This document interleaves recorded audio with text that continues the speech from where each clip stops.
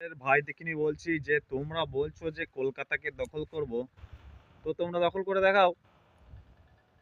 তোমরা দখল করে দেখাও, তোমাদের ক্ষমতা থাকলে দখল করো, আমাদের ক্ষমতা থাকলে আমরা দেখে নেব। এই যে কথা। আমি ওই লোকের মতন বলবো না যে আমাদের ভারত মুতে দিলে তোমরা ভেসে চলে যাবে, ইস্যু করে দিলে ভেসে চলে যাবে, ফারাক্কার বাঁধ খুলে দিলে তোমরা ভেসে চলে যাবে। আমি অত কথা বলবো না। আমার কথা হচ্ছে তোমাদের যদি ক্ষমতা থাকে তোমরা দখল করো, আমাদের ক্ষমতা থাকলে আমরা বুঝে নেবো তখন। ঠিক আছে? আমাদের দেশে যেসব সেনাবাহিনীগুলো আছে, তোমাদের দেশে অত জনসংখ্যা নেই। ঠিক আছে? মুখে বলা, চামড়ার মুখে বলাটা অনেক সহজ, কিন্তু কাজে করে দেখানোটা অনেক কষ্টের ব্যাপার আছে। তোমাদের ক্ষমতা তাহলে তোমরা দখল করো। ঠিক আছে? তারপর আমরা দেখছি আমরা কি করতে পারি।